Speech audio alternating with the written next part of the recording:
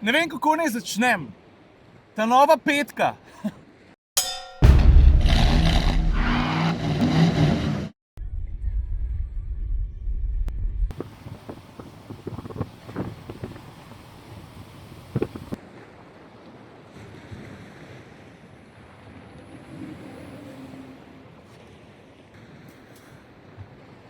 Ne vem, kako naj začnem. Ta nova petka. Tukaj na Danskem imamo na voljo za testirati 78 avtomobilov. Ugan, katerega je bilo daleč najtežje dobiti, pa se iti z njim peljati. Točen tega. Se veš, Renault 5 ni samo kandidat za evropski avto leta, je tudi avto, ki pomeni ogromno, predvsem in tudi nam, Slovencem. Tukaj na severu Danske smo vsi atmosferci, saj najbrž ste že videli po Instagramu pa drugih objavah. Spremljamo Sebastiana, ki je član žirije Car of the Year in mu mogoče tudi malo pomagamo pri odločitvi. Seveda pa tudi sami zbiramo vtise in tako kot sem rekel, ključe petke je bilo vedno najtežje dobiti, pa imamo opravka z 78 avtomobili. Pa tudi razumljivo je zakaj. Veš, šus nostalgije zadane vsadzga. In danes imamo nekaj malega časa, da ti ta novo petko na hitrico pokažem. Če si za, se dajmo najprej v miru pa počas sprehoditi naokrog. Nekih indicov, da gre za totalni, a rečemo retrofuturističen izdelek, imaš na vsakem centimetru karoserije ogromno. Jasno je, kje so počrpali navdih in jasno je tudi, da je bila to prava poteza. Mislim, tale avto, šmek, ki ga je Renault vcepil v ta avto, ravno z iskanjem nostalgičnih potez, je neverjeten. Tako zelo so se potrudili z detajli, ki štejejo vsak posebej. Poglej tale nabit bok. Ali so to ramena? Se ne vem, mi boste vi povedali. Poglej detajle pri zadnjih lučeh. Renault je v to, da bo petka visoko letela, vložil veliko časa, energije in, kot sem rekel, detajlov, ki štejejo.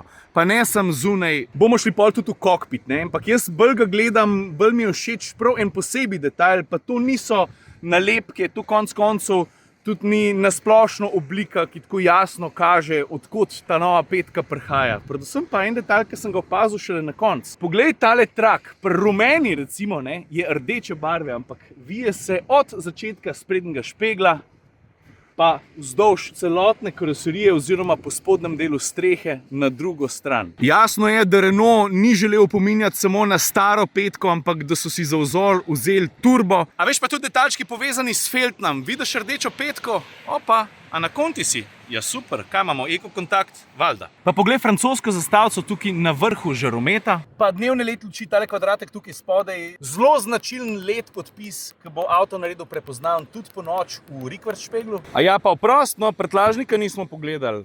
Tole je 326 litrov prostora. Gremo naprej. Evo, začeli deževati, ampak tole moramo speljati, pa če se ulije do konca.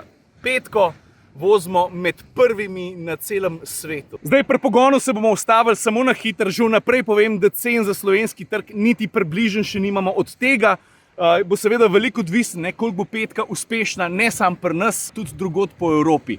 Je pa tako, da bo v osnovi na voljo v vsakem primeru samo dvokolesni spreden pogon. Baterije ti bosta dve, kapaciteta 40 oziroma 52 kWh. Pred vsego, glede na različico, boš pa lahko računal na 300 oziroma 400 km. Nobena od dveh petic pa ne bo počasna, ne govorimo o končni hitrosti, ta bo 150 tam nekje, predvsem o pospeških. Bo do 100 sunila v tam okrog 8, kar je zelo hiter. Zdaj pa mislim, da je čas, da nas šus nostalgije udar še od znotraj, da ti pokažem kabino. Evo, takole izgleda v ta novi petki. Volan je izrazito športen. Jaz sem pričakoval, da bo premer še kakšen centimeter manjši. O zaslonih se pogovorimo malo pozneje, vrš oko na detajle. Stari, tukaj noter je zelo fajn. Ravno zaradi tega, ker je Renault ves oblikovalski zanos prenesel tudi v kokpit. Tale detalj, ki sem ti ga pokazal, je možnosti izbire oprem, ki tako ali pa drugače zagrabijo pozornost, je velik. Tudi tisti dve drugi petki, ena je temno modra, ena pa rumena, imata vsaka svoj šmek na spet čist drugačen način. Mimogrede sedim v tisti bolj zmogljivi izvedenki s kapaciteto baterije 52 kWh, kar seveda pomeni tudi zmogljivost 150 konjev. Pri vsakem avtomobilu dobimo ene vrste testni list, kjer pišejo gor vsi ključni podatki. Sicer pa, če že gledam podatke, da boste vedeli, petka ostaja zelo kompakten, droben avtomobil, po dolžini ne presega mejo 4 metrov. Lažje od obeh, tista z manjšo baterijo, se mi zdi, da tehta tono 350, tale tono 400 pa drobiš. In tale ta močnejša do 100 pospeš v 8 sekundah. Vem, ne sliš se veliko, ampak se veš, ko imaš opravka z elektriko, pač to sune takoj, pa je občutek kar dober. Ni pa to raketa, tudi se pridemo do voznih lastnosti. Ampak še preden se zgodi, pa to mi pa dovolj, da nadaljujemo s pregledom kabine. Sedeža sta tista, ki spominjata na izdelke iz preteklosti oziroma iz turbo petk po obliki, pa tudi potem, da telo zares dobro primeta. Pa preden se gremo usest zadaj, prosim lepo poglej nad mojo glavo. Vidiš, kako so narezali strop. Hashtag mrežna pečenka. Ne vem, zakaj je Renault to naredil, ampak tole deluje, zgleda res hudo in lepo dopolnjuje celoten feeling tukaj v kabini. Sicer pa, tlele na sredini nobenih presenečenj. Tukaj imamo polnjenje telefona, odlagališče še z enim luštnim detajlčkom, cup holder, pa potem en tak droben predal. Pa še en detajlček iz kokpita, ki je meni grozen všeč. Tole je prestavna ročica oziroma izbirnik smeri vožnje in na koncu ima takšen Renault logotip, ki je tak, prozoren skozi se vid, predvsem pa zgleda zelo fajn. Kljuka za drug set vrat se skriva tukaj v kotu, zato da ne kvar linije. Odpremo. In tukaj ti kar takoj povem, da prostora za noge v nobenem primeru ne bo veliko, morda za otroke, ostalo pa petka je bolj avto za dva. Mislim, se bo dal marsikaj narediti, pa ta najmlajši bojo tukaj zlahka noter sedeli, odrasli pa. Ok, zdaj pa čas, da jo zalaufam, pa da ti malo pokažem, kako se grafika recimo spreminja s spremembo voznih programov, ki jih prilagajaš tukaj pod desno volansko prečko, sej izraz Multisense že dobro poznamo. Torej, s pritiskom na to tipko zbiraš vozne programe, dajmo vršiti oko na osrednji zaslon. Torej, najprej na voljo Multisense Perso oziroma program, s katerim personaliziraš svojo izkušnjo po svoji volji oziroma preferencah. Pejmo naprej. Ostali programi so pa seveda lahko to zbiraš tudi na zaslonu, če želiš. Comfort, Multisense Eco, pa seveda tudi Sport. In z izbiro različnih voznih programov se spreminja tudi grafika na instrumentni plošči. Pri eni od petk, ki sem jih vozil včeraj, vidim, da zdaj tale lučka na tem videu utripa, čak bom jaz tole malo prilagodil, če se bo dalo.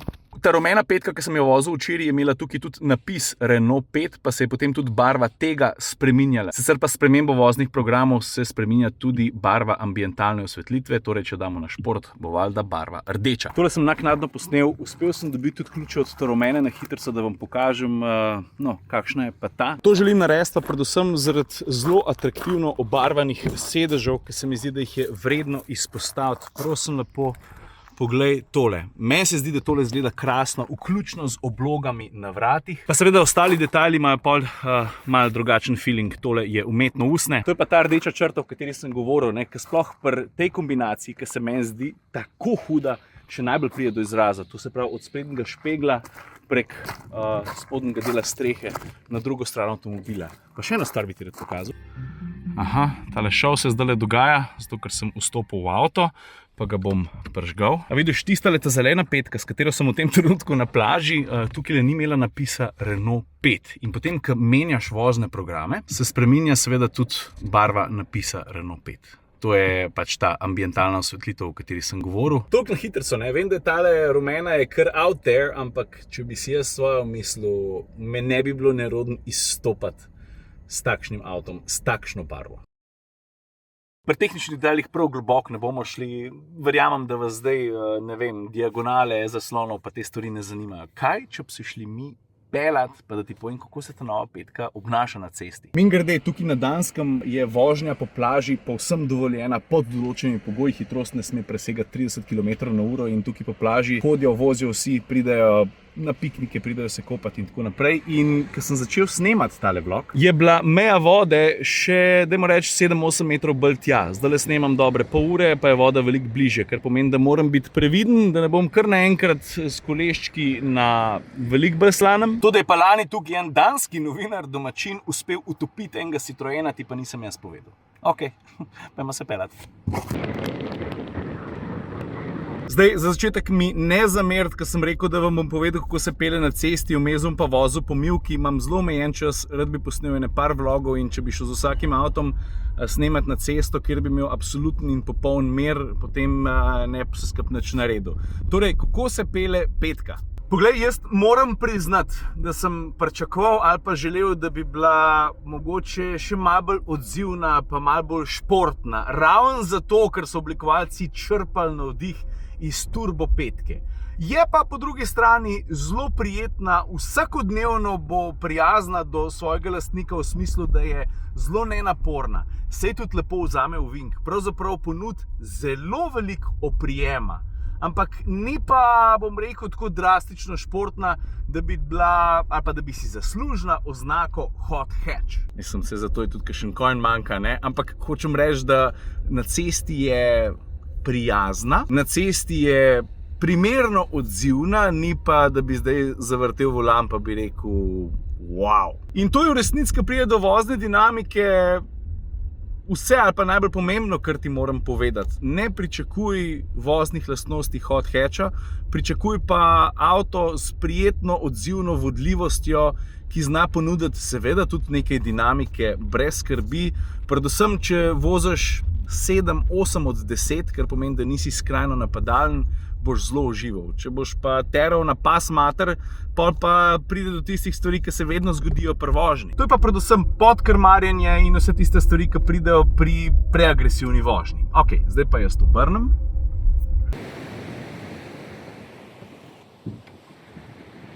Na hitrco par podatkov o novi petki, o tem, kakšna je v živo. Zelo impresivna. Avto, ki so ga novinarji iz cele Evrope tukaj na Danskem najbolj kradli in jemali za fotke, snemanja, za prve vožnje. Tako da prvi vtis je izrazito pozitiven. Zelo me zanima, kakšno ceno bodo nastavili pri Renaultu. In to je to. Veselim se, da ko bo enkrat avto na testu, bomo šli pa globje, pa da vidimo, koliko bo zares ekonomična. Zanima me, kakšna bo cena, ker od tega bo veliko odvisen. Kadarkoli bom pa videl na cesti, se bom pa mečkam zasmečku. Najbrž malo tudi zato, ker je bila prva izkušnja z njo tukaj na Danskem, tudi v malo nenavadnih pogojih. Vožnja po plaži si vsem človek malo bolj zapomne kot vožnja po asfaltu, ki se dogaja vsak dan. Dovolj sem povedal. Folk lepo se imejte. Ajde.